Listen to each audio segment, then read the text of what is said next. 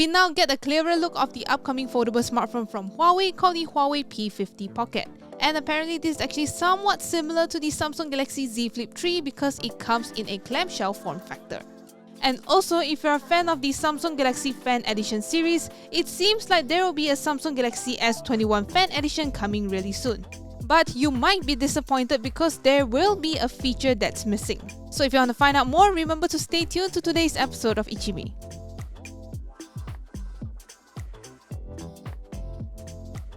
Everyone knows that if you're looking for a foldable smartphone, there's no better option than the Samsung Galaxy Z Fold 3 and the Z Flip 3. But that's not the case anymore because we've recently seen Oppo reveal their very impressive Oppo Find N foldable that hopes to position itself as a solid alternative to the Galaxy Z Fold 3. But what about the smaller clamshell foldables? Well, Huawei has recently teased their new flip phone called the Huawei P50 Pocket, and we now get a clearer look of how this device will look like. The Huawei P50 Pocket is a very peculiar looking device. While specs are still a mystery, Harper's Bazaar China recently posted on their Weibo a photoshoot with the Huawei P50 Pocket. While it has a form factor of the Samsung Galaxy Z Flip 3, the P50 Pocket definitely has more of a stylish look to it. And just like the Samsung's flip phone, it has a smaller outer display next to its rear camera setup. But unlike the Samsung device, the P50 Pocket's outer display is in a circular shape. It is somewhat in the same design philosophy as other Huawei devices though. The Huawei P50 and P50 Pro, for instance, both have a dual ring camera with two circles housing its shooters and flash. The Huawei P50 Pocket will be officially launched on 23rd of December 2021 at 3:30 PM local time. It isn't Huawei's first foldable, of course, because they have previously launched the China-only Huawei Mate X series. The Xiaomi Mi TV Sticks is an affordable dongle that turns your not-so-smart TV into an Android TV for less than 150 ringgit, but it could only output up to a maximum of 1080p resolution. After over a year of waiting, Xiaomi has finally released the 4K version, which is now called the Xiaomi TV Stick 4K. In terms of design, it looks identical to the current Mi TV Stick, but the dongle and the remote now carry the Xiaomi branding instead of Mi. As part of its new global product naming scheme, the Chinese tech company will drop the Mi name for its new product starting with the Xiaomi 11T. According to the spec sheet, the Xiaomi Stick 4K runs on a quad-core Cortex-A35 chip with Mali G31 NPU GPU. It has 2GB of RAM, which is double the amount of the previous Mi Stick, but it still comes with 8GB of internal storage.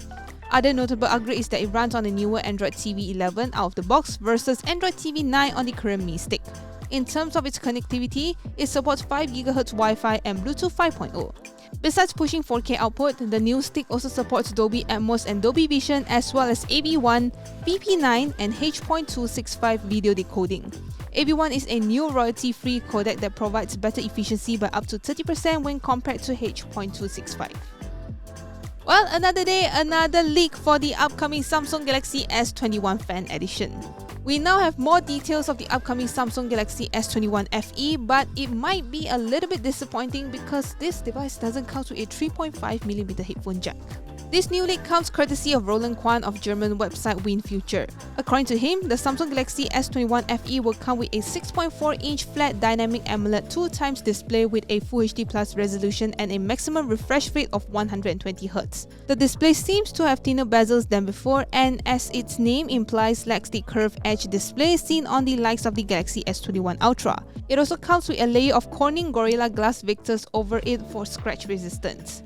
In terms of its camera, Kwan claims that this device will come with a triple camera setup and also a Snapdragon 888 processor that's mated to either 6 or 8GB of RAM and also 128 or 256GB of storage. Well, if the claims are true, this is actually quite disappointing for a fan edition device. It is lacking some features that everyone liked, including the 3.5mm headphone jack and also expandable storage. But what do you guys think?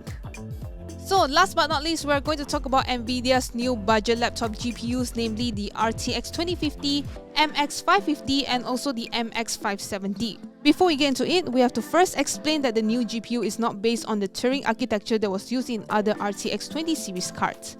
Instead, it uses the Ampere architecture from the RTX 30 series and has a 2048 CUDA cores, which is even more than laptop GeForce RTX 2060 card.